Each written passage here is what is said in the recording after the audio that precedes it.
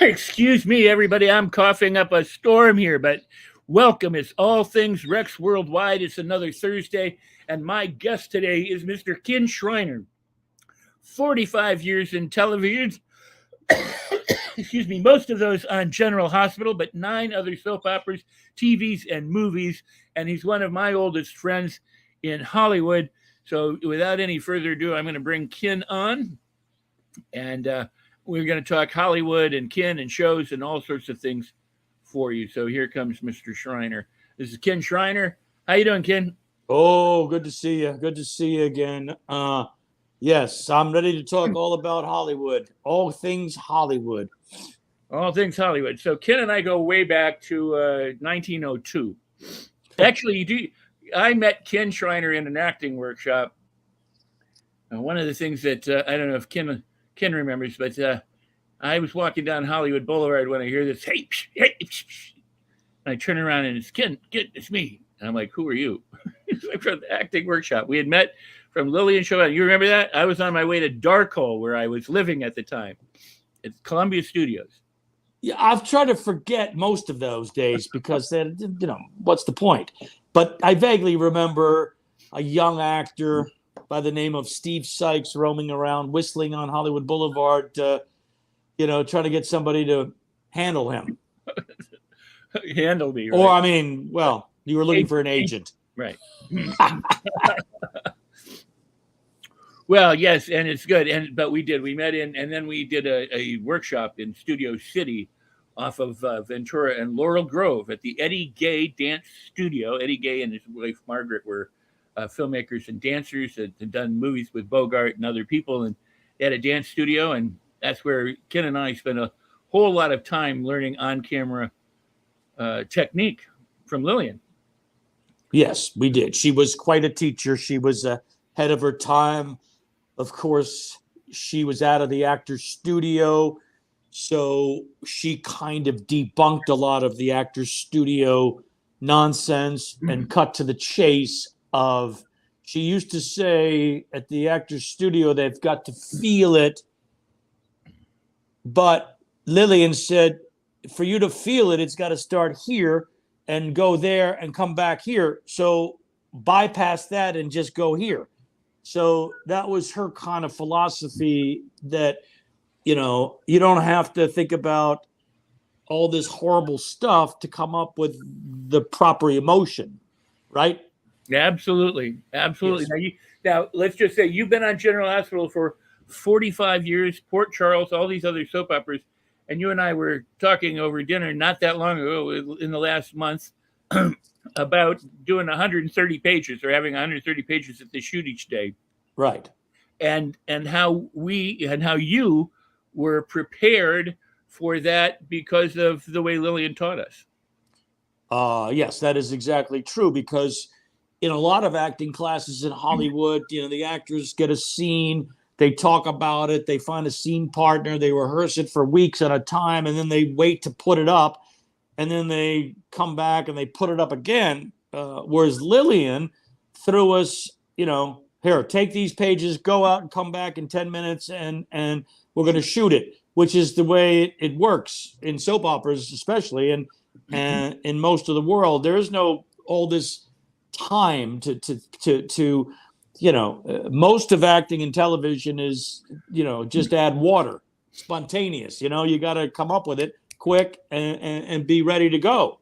So that's why Lillian was so instrumental in our young careers, because she kind of gave us those tools. She really was, instrumental in helping people understand what a career in Hollywood was like versus what a lot of acting coaches were. I mean, I know you study with other people, but I studied with a lot of other coaches through the years, even long after you got, General Hospital. But and what I found now, especially looking back, was so many people wanted you to be this really, really great actor, but really, really great actors don't necessarily work. Learning how to work in television or film, learning how to have a career, and what the system wants of you, it seems to be a whole lot more important than doing what you just described, where you keep working on the same scene over and over again until you've gotten it right, like you would in theater. Right. But I think I never I never went to any other acting classes other than Lillian and then the school of soap opera acting where you did it every day. I never felt the need to go to the hot acting coaches in Hollywood because I thought we already got the education, we already got the foundation from the best. And so I really wasn't interested in listening to other acting coaches pontificate. So I already knew what I knew and was, ready to just, take it on as if somebody taught you how to lay bricks. You're now a bricklayer. So, or a car mechanic, he can listen to that motor and know exactly what's wrong with it. I feel we got the best training there was. So there was no point to go anywhere else for me. So, you may have gone to these other coaches and stuff, but I never saw the point in that. I thought Lillian really got us where we needed to be. Well, I completely agree with you in that regard. And then we also did private lessons with her. Right. And Mom always liked you best. You were certainly one of her favorites. By the way, who I am in touch with right now is Terry Foster Brooks. I mean, she is on Facebook, and we intersect every now and then, and some of the other people from those old days. But Terry Foster was Foster Brooks' daughter from the early days. Yeah, Foster Really. Brooks. Yes, indeed.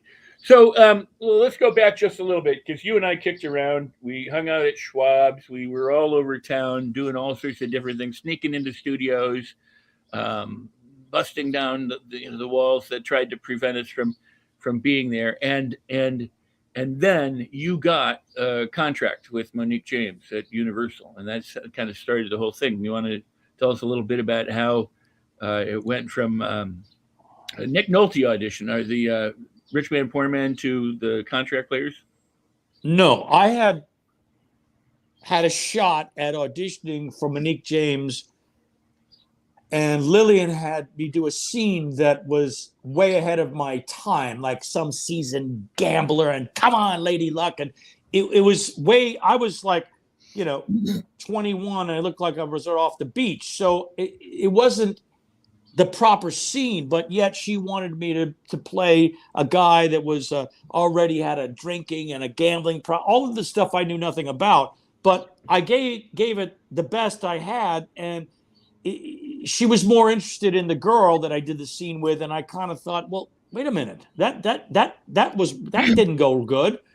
So I kind of then about 6 months later or a year later or whenever the hell it was, they were looking for a kid to play Nick Nolte's son in Rich Man, Poor Man Book 2.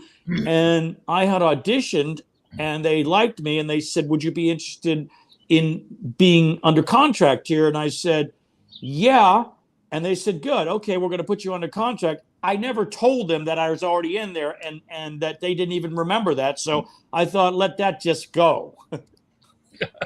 I said, well, I didn't, say, well, you guys turned me down a year ago. I didn't. I just said, oh, yes, I'd love to be under contract. And that was the end of that story. So, yeah, it was the second time worked. And then you were in and you did some things under contract for 6 months or so. And then what happened? No, I was there for a year. And I was, one day they'd call and say, you got to see with Gregory Peck. The next day, you'd get a call. You're going to work with Robert Conrad on Baba Black Sheep. You're going to be over here with Raymond Burr. So they had you, and they were paying you a weekly salary. So they would just throw you in these different shows in, little parts but for a young actor, you're basically working with these legends, and you're also getting paid, and you're building up credentials. Awesome. So I just want to remind our viewers who are watching live that they have the opportunity, if they're on Facebook, to ask questions and leave comments, obviously. And if you like the show, be sure to like it. Be sure to share it out. And for those watching in replay, you can always still like the show, share it, and leave comments. So, yeah. All right. So then what happens? I mean, the contract ends. Well, there was, it was a year contract. I think they were phasing out the contract system at Universal. It was towards the ending, and I don't know what really happened. I was there for a year, and then it was, well, we're not going to pick up your option, and it was like, what? But then a week later, I was doing guest spots, and and then a couple of weeks after that, or a month or two, I was on General Hospital. So it all kind of, it was what you hope in LA when you come here, that if you study, learn your craft, and opportunity meets your education, you've got them all under your belt. That's what you hope for. You hope that you don't get a shot and don't know what you're doing. So, you don't want to put the cart before the horse. So if you're going to, any of you young actors coming to Hollywood, the best thing to do is to get the education, because you're not going to get a lot of shots if you don't know what you're doing. So, know what you're doing, and then hope one day that it all comes together and your preparation and opportunity meet each other and you get the job. Awesome. Well put. So in the meantime, back in those days, that was what, around 1977 when you got on the soap? Yes. So I think we met like in 74. Right. So those 4 years when we were breakfasting at Schwab's or tooling around or sneaking in to see. By the way, people don't know, what did we do all over Hollywood to see movies? Well, we had different devices as how to sneak into movies, and we always felt, being so actors, we were entitled to get in for free. So we found ways to get in for free, even though the theater owners didn't see it that way. Yes, I'm a SAG member. I'd like to see this movie. I'd like to see my peers at work. No. So we would find ways to back our way in. We would find ways to come out with a popcorn box and said, "Oh, I was just out. I forgot. I left my lights on in the car." There was numerous scams that we tried to pull to get into the movies, and I'd say about 85% of them worked. We got caught a couple of times. Get out of here. Indeed. Yes. Indeed. And it depended on the theater too, because like at the Avco on Wilshire, we just run up the stairs when they opened the exit. They let the remember that what do we do? We go to, what was it, the Great American Food and Beverage for dinner or lunch or whatever it was, and then when the theater let out, we'd run up the stairs. Yeah, but I think we tried not to pay for even one ticket, because yes, the old-fashioned way would be pay for one ticket, then open the exit door for your 5 friends. But I think we didn't want to do that. We just wanted to find clever ways to work our way in for no payment. Oh, absolutely. Yeah. Absolutely. And we did the same thing with the studios. Yes. We showed up with clipboards to get in on the lots, and yeah, we were pulling a lot of stuff that, if people saw us today, we would just look like a bunch of kids with clipboards. We would look foolish, but somehow we were able to pull it off. I don't know how. I think we pulled it off because we believed it. Yes, we were committed. Yeah, we were absolutely committed. That is for sure. So, what are some of your favorite memories from back then? What kinds of things did you, you and I? Oh, I have one thing I would say. Ken was a pretty avid motorcyclist. I had never ridden a motorcycle, so Ken and we found a motorcycle. Some dad was selling his kids a bike, and he bought a new one or something. So we go out on Ken's bike. I pay the guy, I think, $300, and now I have to ride home a bike. I've never ever ridden a bike before. Never. I've been on the back of a motorcycle. I've never ever done it. So kids like, yeah, just do this. And I remember how tough it was trying to get home, but we finally managed. And then when I finally got the hang of riding a motorcycle, we'd ride all over the place, up and down Pacific Coast Highway and into the canyons and shoot. Yeah, it took a while for you to get the hang of it, though. But once you did, we did do a lot of fun riding. We did ride all over Hollywood. I still ride all over Hollywood too. I have my Vespa now, and I still do the same, goofy rides. I ride up to the Hollywood sign, and I'll ride over here, and I'll ride here. So, yeah, I'm still doing it, but it's just not as much fun as it was when you were 20. No, this is true. Now, Yes. all of the people that we knew who were instrumental in or people that we got to hang out. Dick Miller is gone. Mario Recuzzo is gone.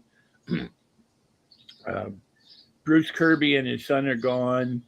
I mean, just all sorts of actors that we get to hang out with. Any favorite stories from say Schwab's, because we spent a significant amount of time having breakfast at Schwab's. Well, the old character actors at Schwab's that we grew up watching on TV and would sit with at breakfast, and they would always, when I got on General Hospital, they would always turn on. Oh, you think you're a big shot because you're on a soap opera now? You're not going to be worth a damn as an actor until you're 50. And I said, yeah, guys, I know that. I'm well aware of it. You've got to get the weight as an actor, and I will continue. But they were kind of right. In fact, they were right. That as a young actor, you're just a young actor. It's when you get into your 40s and 50s, and you can get the work. So I know that these guys were all waiting for their a meaty part, as I'm waiting for a meaty part today. We're all waiting for the meaty parts. So if there was a young actor that just got on a soap, I'd say the same thing. What do you think you are? A big shot. So yeah, I understood what they were coming from, but at the time I thought, why these guys are so mean? But they were right. All of those guys that we grew up, Hunts Hall and all these guys that were hanging out at Schwab's that were like, oh, yeah. Yeah, it was amazing time. I mean, it really was, because back then when there was television as opposed to now streaming, where you can't keep track of everybody, you pretty much knew who everybody was. I mean, and the Hollywood stable is still pretty small. So there's the character actors that you would run into either at Schwab's or Nate Now's or Dupar's in the Valley and things like that. You look like you're about to say something there. No, I'm saying that you're right, because whether it's Schwab's or Dupar's, I mean, we've all been sitting at Dupar's, and you look down and there's Dick Van Dyke. I mean, yes, there were character actors that you knew, but there were also big stars that were sitting around having breakfast too at these places. So we were up at Adriano's one night, and I forget who. There was a couple of other actors sitting in the whatever, and we were sitting at the bar. We were having martinis, and you strike up a conversation with Charlton Heston. Yes, I did. I thought the great Charlton Heston was coming in to take some food to go. He was standing there waiting, and I thought, well, what have I got to lose? And I said, Mr. Heston, I just want to tell you I'm a big fan, and I really loved growing up watching Planet of the Apes. And that kick-started him. And he did 30 minutes on the makeup and the ape movie, and all that went into the makeup and the time. And it's like, this guy, he didn't shut up. He just talked. And I said, oh my God, the great Charlton Heston is just going on and on and on and on and on about the Planet of the Apes. And I was just, I just wanted to say hello. And it was I didn't know that he was very friendly and very forthcoming about, he was a very nice guy. He just was looking to, have a conversation about a movie he did. What's amazing is and what I really like about Hollywood is, whether you're working or not working, you run into an actor like we did with many times, is the wealth of stories of experiences that they have, that they're so often willing to share to everybody around who's willing to listen. It is one of those. I can't think of. I just feel very grateful for all the people that I've met and all the people I get to hang out with, even all the disappointments that happen as living in Hollywood, because it's very idyllic in some ways. It can be very cutthroat and negative and devastating for a lot of people, but it also has this just really weird charm that you get to see your childhood idols and people that you grew up watching on TV and movies. And sometimes, you get the opportunity of sitting down and they'll tell you all sorts of stories about stuff that, that who they had admired or got to hang out with in their lives. Well, that's true. It's just that, like in Hollywood, as you know, like you said, you get the right actor at the right time. I mean, I have seen Robert Blake for years. And I was going to do a play that he had done called Love Letters, and he was sitting next to me, and I just said, Mr. Blake, and he talked for 15 minutes about how he didn't like doing love letters. But there you go. Now, I always thought, geez, it looks like if I said something to Robert Blake, he'd bite my head off because he just didn't seem like he wanted to be bothered. But he like you said, you never know when they want to talk. And if you get them at the right talking time, they got, great stories. Now, I could have come up to Mr. Blake at some other time and he might have, said, get lost. So you just don't know.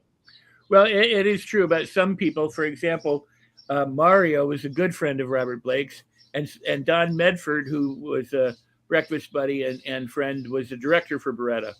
Yeah. And I would have people come into town, and I said, well, can I bring some people down to the set? And Don would say, you can come down to the set, but please make sure nobody interacts with Bobby, just because he could explode. And yet we'd be down there, and sometimes he was very, very nice. I mean, we would hover in the background and have nothing to do with it. When he came out with his book recently, he wanted to do my podcast, Rex Sikes Movie Beat, and he was going to do that, and we set up, and then I had to leave Hollywood, and he didn't want to do it if we couldn't do it in the studio. We're going to do it a friend of mine had a studio in Glendale. I said, well, I'll do it remotely. You go to the studio, I'll do it. And he decided not to, and he went on Piers Morgan on CNN, and apparently just hated that experience. But it had been the first time that he was doing media again since he had written his book.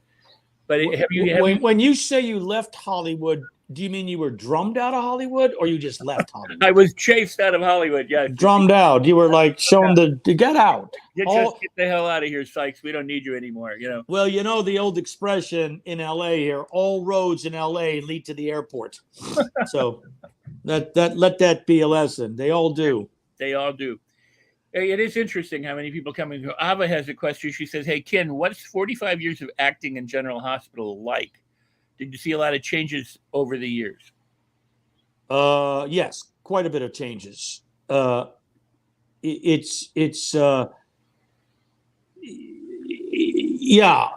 was a grand time in the 70s and the 80s. And then when the show was in, everybody came home from school. Everybody was watching the show in the 80s and the 90s. It was a lot of fun. And as the ride went on and on, the ride got bumpier and bumpier, but, you still kind of hang on because it's still a great job. And and you're still playing this character that you started playing as a teenager. And now he's, so you still got to find ways to reinvent it and make it fun, even though the ride is, this is not the same. Whoops. I just lost you.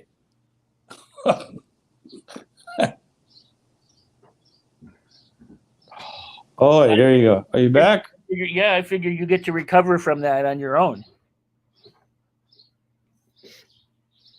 And we lost Skin temporarily. So the amazing thing about all of this is that, and he should be back, is that I look back at Hollywood. Again, it could be very bittersweet. It can be just here he is. It can be absolutely devastating, or it can be absolutely glorious. It's really what you make of it. Well, very good. You managed to rescue your phone then. Yeah. So continue. You were saying. I was just saying that when the ride gets bumpy, as Betty Davis said, buckle up. It's going to be a bumpy ride, because it will be a bumpy ride. The longer you stay at the game, it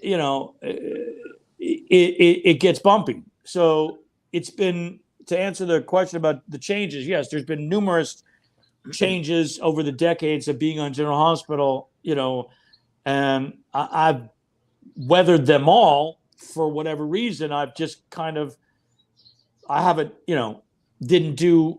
I left, did some other soaps and tried other, and had fun doing other stuff, but I kept returning and still been playing the Scotty Baldwin character now for 45 years. So, it would be like asking Peter Falk, what was it like playing Columbo for, 5, I think that when you find a character that you have had success with, you stick with it, right? Well, that's cool. I mean, that's cool. What? Oh, we just removed Ken by accident. That's real cool. But yeah, there. Obviously as well. In 45 years of acting, is that on one show, is that a record? I think that's a great question because you say, well, let's say Peter Falk played Columbo for 5 years. Some people, Friends, for example, lasted 10 years. What show? Frasier was what, 11 years or something like that. 200 some odd episodes, 20 episodes a season.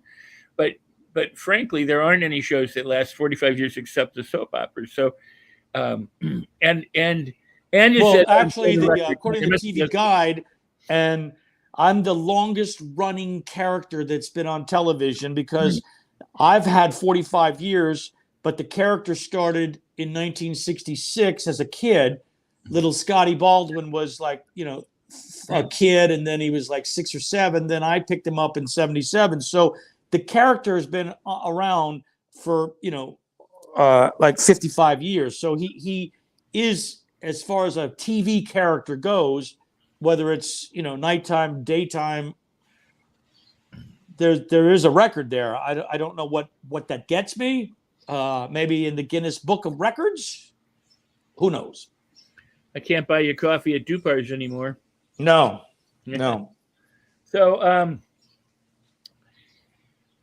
there haven't been a lot of people though who have come on that show and started careers.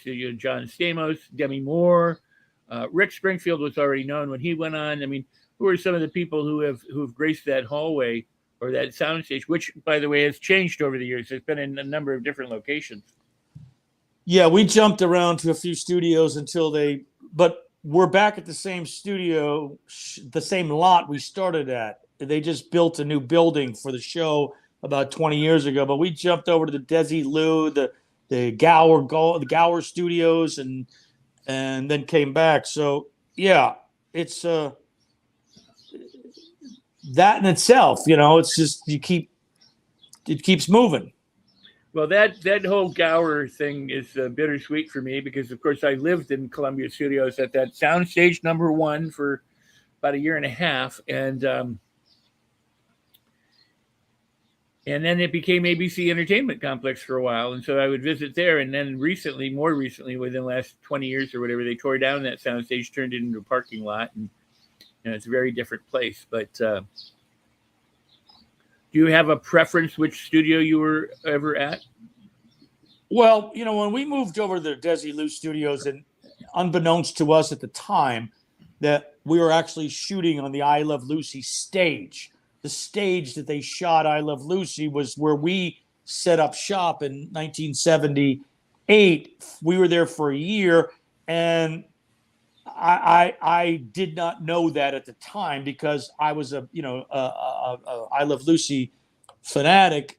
So the idea that we were on the same stage where the Mertzes and the Ricardos were is mind blowing. And when I sometimes now watch old episodes of Gomer Pyle, which was also a Desi Lou show that was shot on the lot too, I can see that the barracks was really the studio. Because it was a very right, kind of indoor. We had to walk from the stage outside to the sound stage, which was a good walk. So if it was raining or windy, your whole hair and makeup just got blown away before you got to the stage. So it was a weird setup, but it was fun because it was so old school, and it was all so new to us, and fun doing this new version of a soap opera where they were shooting outside and they were editing, and it wasn't just like live, like with organ music like the old days. This was now the new soap operas where we're going to take the cameras, we're going to shoot scenes out of sequence, we're going to edit, we're going to do outdoor shots. So it was all fun. That's very cool. Very cool. We're going to have to take a break in just a moment.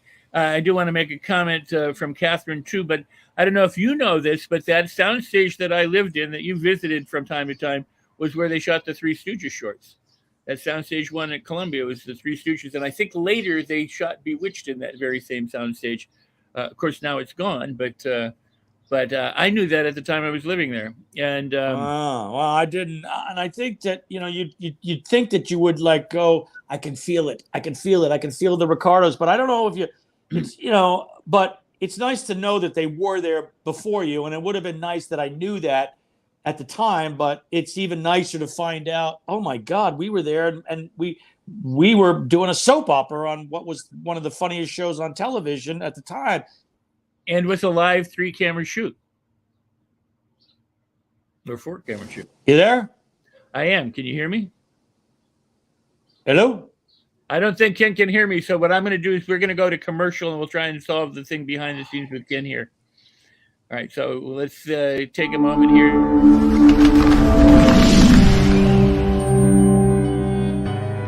Welcome to the Los Angeles Tribune page. Here you will find original news programming, exclusive digital events, and shows that are directly from the community. At the Los Angeles Tribune, we believe in giving a voice to the voiceless. We are proud to be the only national brand to empower everyday people to make a difference. Since 1886, our reputation has been built on truth and responsibility. Thank you for watching and making a difference. For general inquiries, contact today. Thank you on behalf of the Los Angeles Tribune team.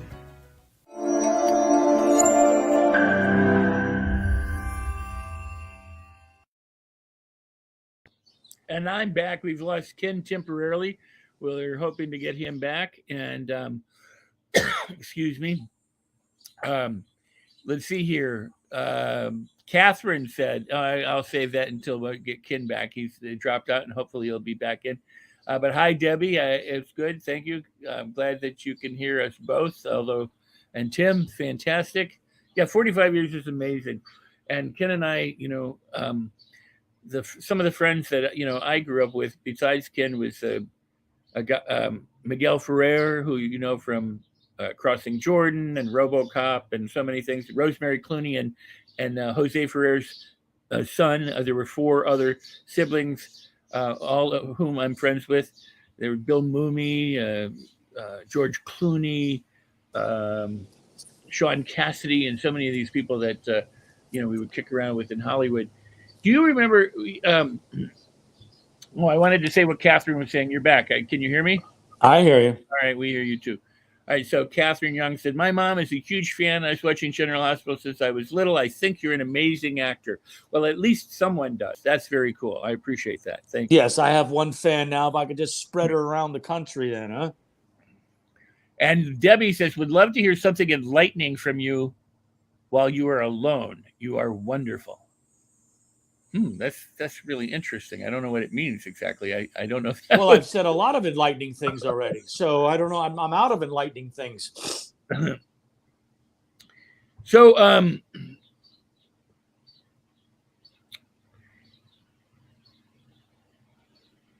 what I was just gonna say, what I want to go back to, what are some of the, fun memories that you have kicking around Hollywood or that we shared together? And they don't have to be shared memories, but stuff that just from those bygone days, either before you got on General Hospital or when you first started. That when Ken was gone, when that people don't know about you or me or us. What kind of what was Hollywood for the kids like? Well, Hollywood for us was nonstop. Go, because if we weren't going to every movie or going to acting class 5 days a week or going motorcycle riding or going to Schwab's we didn't stop.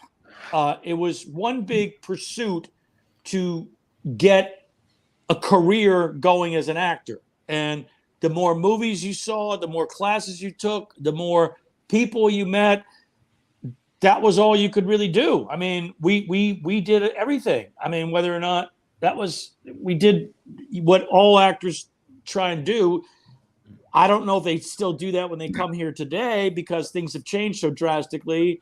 But, that was the pursuit. The pursuit was the pursuit of getting a SAG card and getting a couple of lines on television, getting a part. Yeah, it truly is amazing. I remember how much I hated weekends and holidays because you couldn't do anything on weekends and holidays.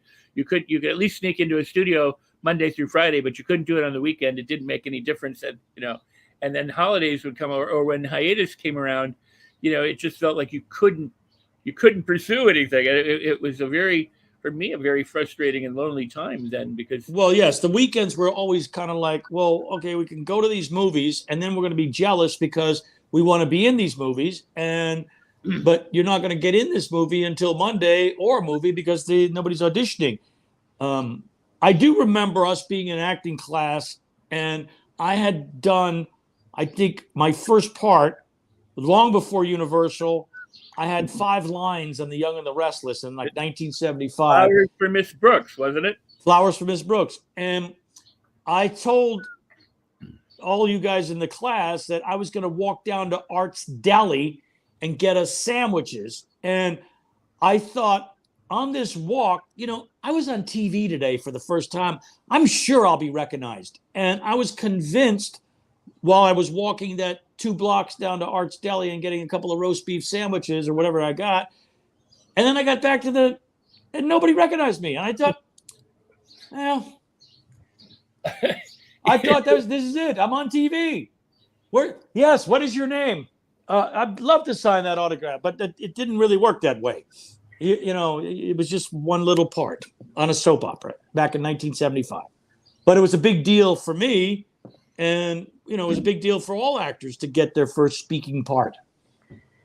I remember that I was shooting Massacre Central High, and I'd gotten this part. I think you were asking me what it was like, and I was very torn at the time. It was great, but it felt weird, and I wasn't sure what to make of it. And then when the movie came out, I wasn't sure what to think of it either. People would come up and ask for autographs if we were in the theater or somewhere around, and it felt really, really weird and really strange.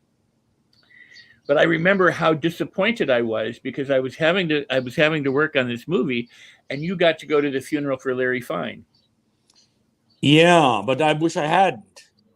Yeah, I remember that. I was sad because it's like, I didn't,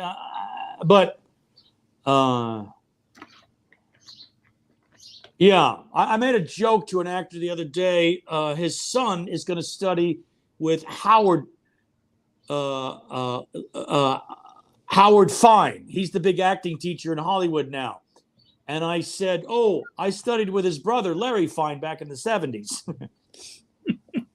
And he got the joke because he knew that Larry's last name was Fine because Howard Fine's the big acting coach in Hollywood now.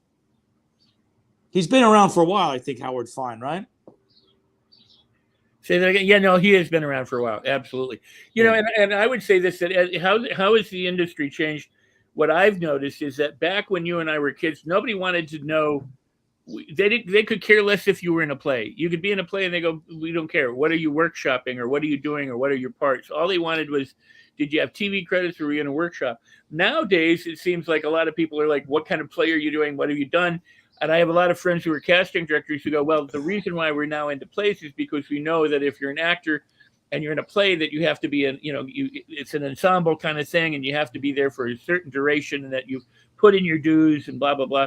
So I would venture that a lot of that has changed. There's a question here from Teresa Chaz. It says, Ken, what do you think about Days being moved to Peacock? That's that's kind of like the new Hollywood streaming and all that stuff. I don't understand it completely yet. I don't know if it's a good or I don't know that much about it, about the streaming world and how it works, and is that really the future? We don't know. Yeah, well, here's how it's changed for me. I just said this earlier today. I think back when you and I were, in the 70s, you knew that there were 13 channels. Cable hadn't happened yet. There was 3 networks and syndication, and and a UHF channel that was really nothing. And so every night of the week, you could know what was on television and pretty much who was starring in the shows, whether it was Beretta or Barnaby Jones or I Dream of whatever the show was, you knew where they were. Now with streaming and with all the channels and everything that's going on, I don't have a clue who most of the actors are. I don't know what most of the shows are. I don't get to see hardly anything anymore by comparison.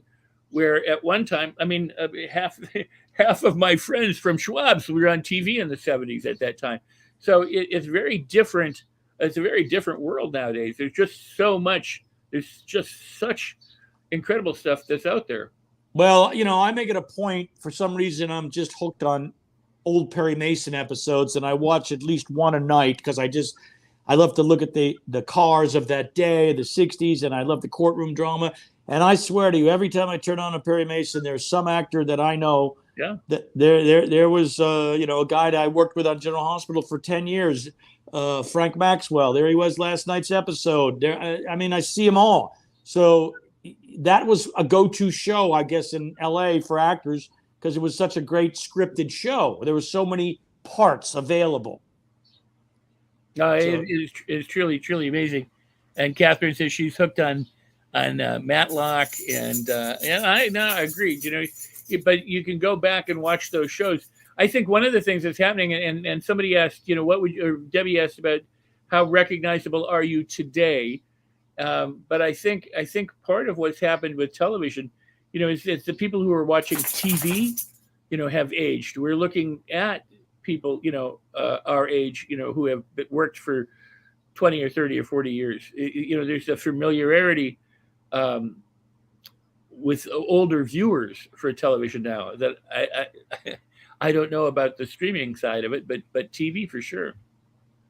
Well, there's definitely a nostalgia right now for the 70s and 80s is all back. They're bringing back so many shows. They got American Gigolos back as a series. They're bringing back Working Girl. I mean, the material that we all loved, now that people are older, they kind of want to go back and see that stuff again. And I think these FETVs and these MeTV stations are booming with the product of old Matlocks and Perry Masons and Emergency, and God knows the list goes on and on. And it's fun to see your friends, pop up in a show, or like we'll see Lillian, and I watch Friends a lot. I mean, I probably watched it 3 or 4 times series wise because I think it's a really wonderfully scripted show, and the then kid cast carried it off excellent. But Lillian played Matt LeBlanc or Joey's mom in the show. And when she came out back in the 90s, I'm like, oh my God, there's my acting coach. We would see her, and then remember how cool it would be where we would watch something and we'd find her on like some old Western, like The Lawman or something, and. Well, I get one channel on my TV in my dressing room at General Hospital, and it's MeTV. And when people say, how was your day at General Hospital? I say, well, let's see.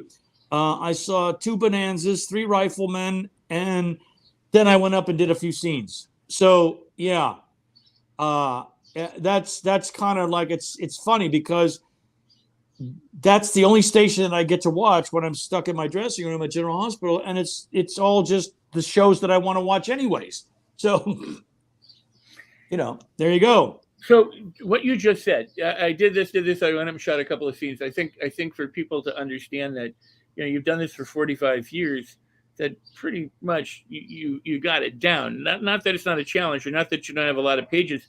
I mean, we used to sit at Cyrano's while you were learning your scripts, and you'd have 15, 20, 30 pages of dialogue, and run lines while waiting for dinner,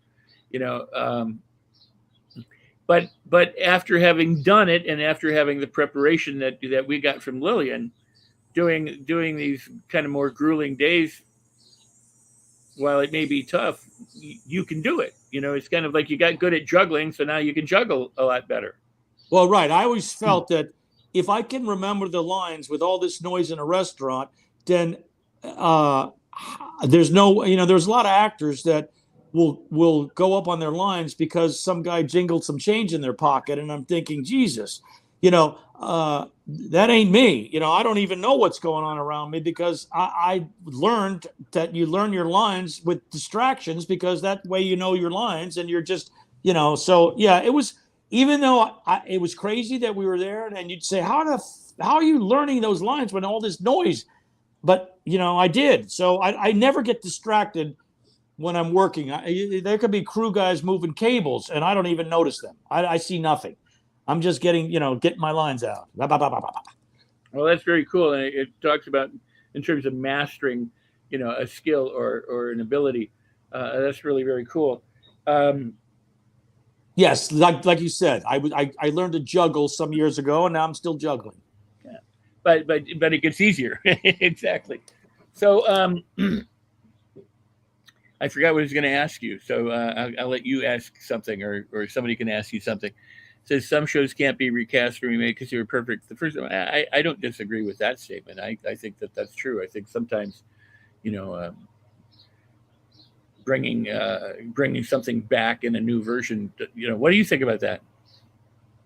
What I think, I think, like, when I used to sit and hang out with Peter Falk at the gym, right, and play basketball with him and talk to him, and we would go to different places, and I kind of became, and he was in the middle of Columbo at the time, and he kind of was like Columbo. Yeah, let me tell you one thing, Ken. So, and when I see Peter Falk in these old movies on Turner Classic Movies, and I go, okay, he hasn't found Columbo yet, but he's on his way to being Columbo. Every actor that is known for a role on television, you have to have seen them in other stuff, and you go, well, I don't see him. I don't see Columbo yet. I don't see him yet. Oh, wait, I see a glimpse of Columbo, because he all actors, whether it's Carroll O'Connor, who eventually came up with Archie Bunker. You can watch Carroll O'Connor in The Dirty Dozen, and you don't see Archie Bunker there. So these actors that found that character, I don't think that another actor will ever find that character. They can't remake Columbo with another guy in a raincoat. I don't think. No, I think the recent trying to redo All in the Family demonstrated that a lot. I was not one who was very fond of that. Oh, shit. You there? I am. Shit and all. Oh. It's okay. This is the internet. Nobody cares. Hello? Can you hear me? We lose him again. We lost Ken again. So one of the things that I would say to Ken when he comes back, or what I would offer, is that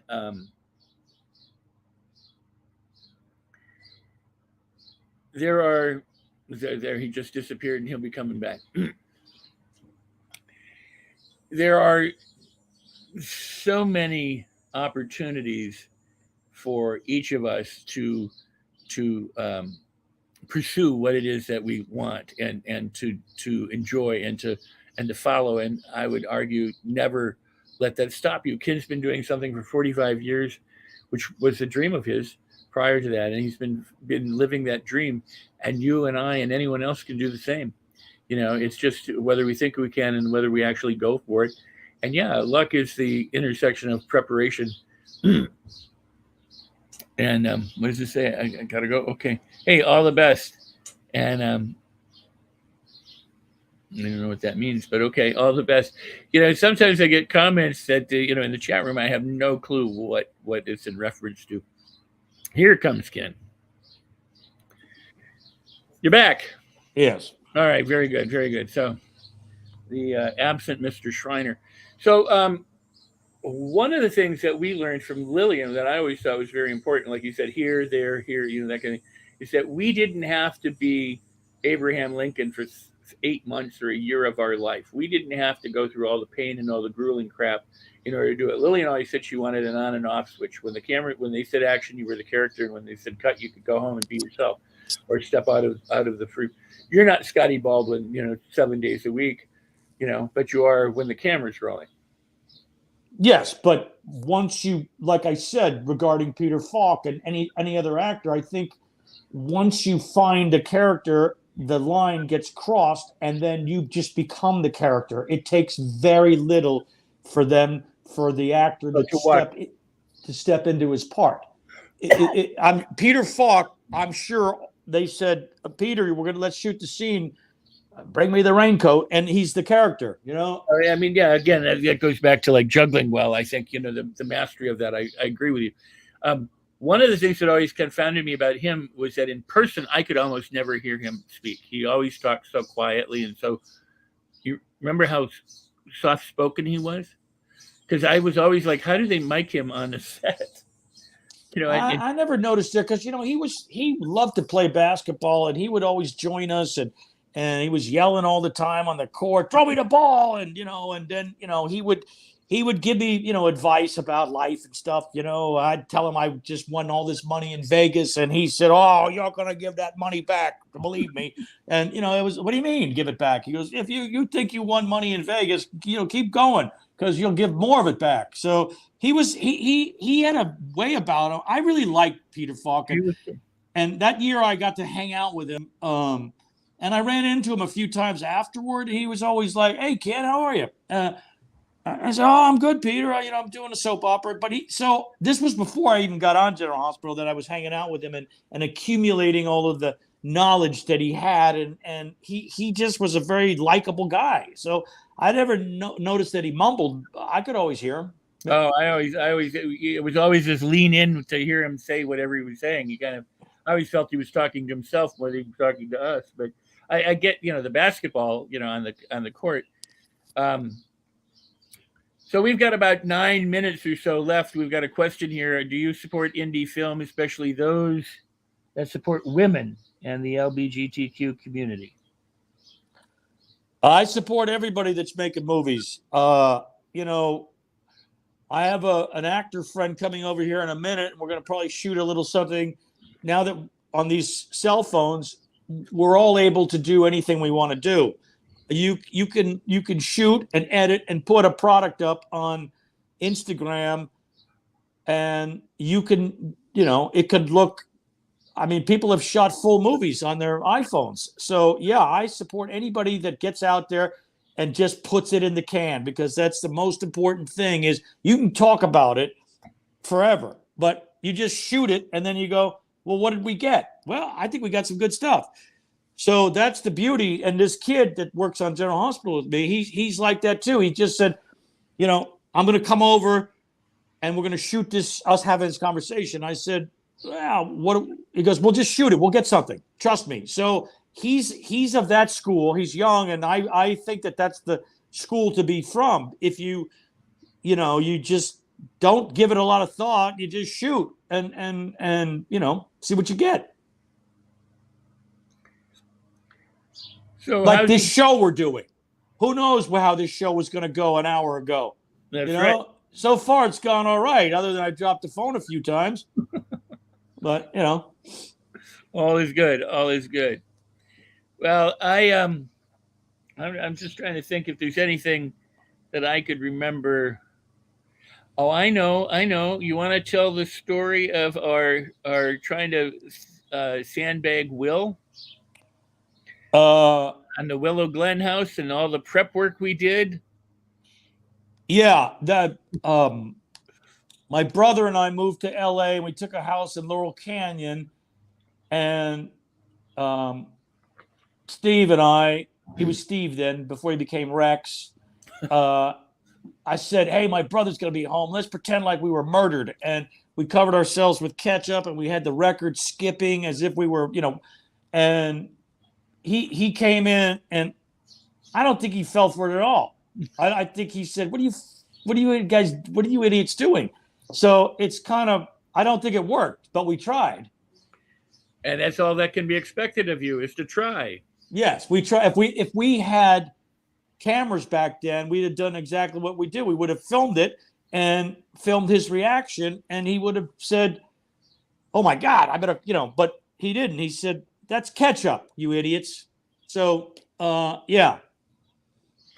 So in terms of vintage Hollywood, I mean, there's a lot of places like Musso and Frank's. I mean, a lot of the places have disappeared since, we've been, running around or riding motorcycles and things like that. You still have some favorite haunts? I mean, Cyrano's is gone, Chasen's is gone. I mean, what what are the cool places now? Dupar's is gone, Tiny Nail's gone, Schwab's is gone. They almost got rid of Nate Nels. Yeah, no, it's all. I mean, when you were in town a month ago, we went down to Vitello's, which is about as close to old Hollywood as you get because they still have a showroom upstairs. They still do live performances. So Vitello's is kind of still old Hollywood, and Musso and Frank, if you get into Hollywood. But other than that, I went to visit somebody at Dupar's over at CBS the other day, and Fairfax over there, and I was shocked how it looked like it was burned out, like a war zone. That old Fairfax theater was boarded up and closed up. It just seemed like not the way I remembered it. And so I've kind of stopped trying to go back and visit the old days because you just get disappointed now. No, because it's changed. Very true. Well, they tore down, Miguel's home, in Roxbury. I mean, they're tearing everything down in Roxbury. They tore down Lillian's house. That went, the way of everything. I mean, the old days continue to disappear there, and I guess make room for the new. Make room for the new. Yes, well, they could make room for the new, but I mean, that's why you got to know when it's time to get out of town. So when you say I've had a day. My day is I'm going to do other things. I mean, you don't want to hang on too long, as they say, to the ski rope. You got to know when to go and move on and do something else. I mean, some people would say 45 years on playing the same character, you might have hung on too long. I say, well, I probably did. But, I did. It just no actor is giving up acting work. And as long as you're still getting paid to be that character, you're going to do it. I've never seen an actor say, oh no, I'm not doing that. They'll say, most actors will still say, is there a little part in there for me? So I think that's the whole actor's philosophy is, well, you never know who's going to call. I'm still in LA, so I could bump into my next job tonight. That is an amazing thing. It is the idea that, I mean, I can remember way back when thinking I will never retire from this. There's just no reason to retire. And most people don't, they just keep doing it until they can't. Right. Or the phone just stops ringing completely. And then they go, well, but then, you get out and you create new things. And then you do what all actors that you get into the future with, YouTube and Instagram and making your own damn movies like we used to when we were kids with Super 8 cameras. Now you can make a movie. I can make a short film after I hang up with you in a half an hour and put it on Instagram and get 20,000 views. And that's still doing something. You may not be getting paid for it, but you're still doing something. Staying active. Right? That's an excellent point. Yes. Yes, and if I had a hat, I could cover it up. And if you had a hat, you can cover it up? Yeah, you said you have an interesting point. I said, yes, if I had a hat, if I comb my hair, it's an old joke. That's it. Just because your head comes to a point doesn't mean you're sharp. Yeah. Yeah, wow. I missed that one. I apologize. It went like the roof over my head. Right. Well, so it was good doing your show. Good having you. I hope that everybody enjoyed the show out there in the Rex Sikes land of your web series. Is this a web series or a podcast? What is this exactly? This is a show for the Los Angeles Tribune. I don't know how they define it. It can also be repurposed as a podcast, but it isn't yet. Some people talk about, it's the equivalent of what television would be, except it's a live stream. So it's live TV, but on the internet. And but that said, it's been an amazing time. I'll see you soon. I don't know exactly when I'm coming back home, but I'll be there sometime soon. I know I've got some responsibilities to be there in the next coming months. So yes, I know you will turn up as you do, like a bad penny. You will be back here. I will be back like a bad penny. That's right.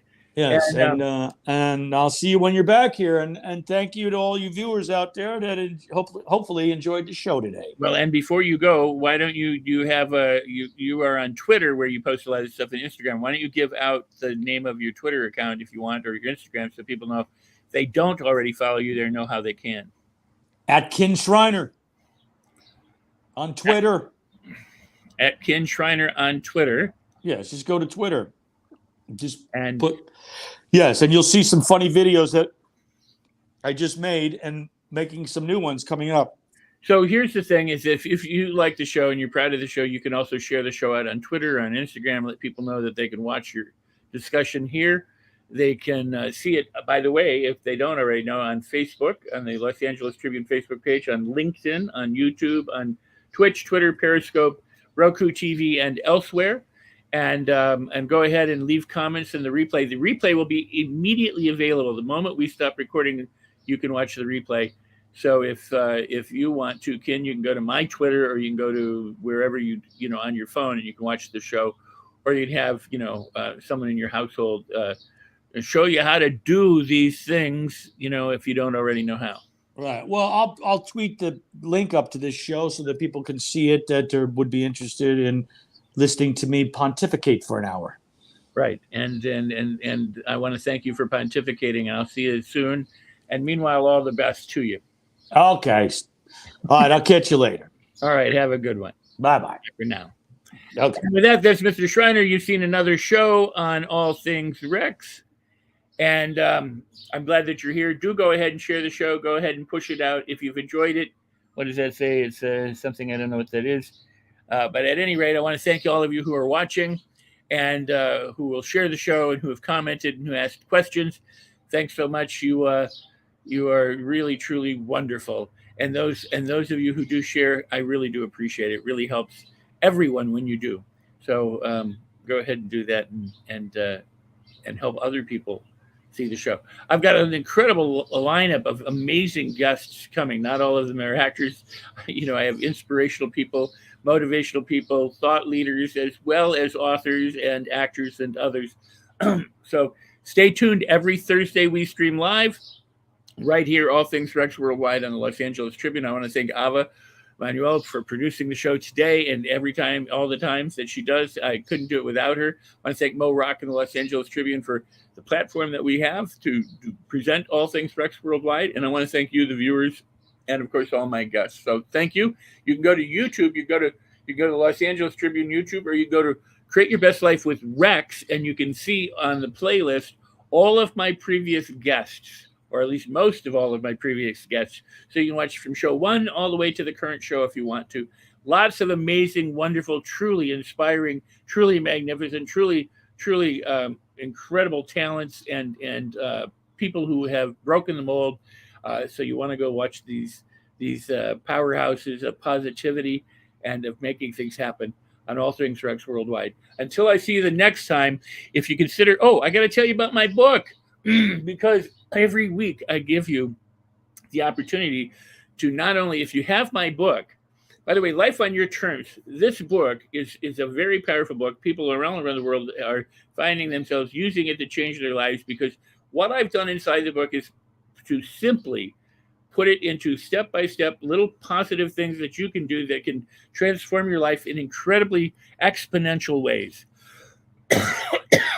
So it's easy, step-by-step. It's the kind of thing that puts a smile on your face, and it brings you great bang for your buck. It really, truly does. But on top of that, you get the soft cover or hardcover from Amazon, and you go to rexsikes.com/book. I want to give you a $497 training, online video training called The Mastery Loop, which is how you master your thoughts, your feelings, your speech, your behaviors, and your pocketbook, whatever you want to master in terms of talents or skills or abilities. This is the formula of using your whole brain to be able to do that, to be able to do it easily and more effortlessly than you could ever think possible. So go ahead, get the book. If you get the book, take your receipt code back to rexsikes.com/book, put it in a little box, just follow the instructions right there at that website, and you'll get online access to this $497 training absolutely free. Absolutely free. And that's my gift to you. So if you consider something a problem, it will always be a problem. But if you consider something a blessing, it will be a blessing. And that's why I say celebrate everything. Until next time, I'll see you. I'm Rex Sikes.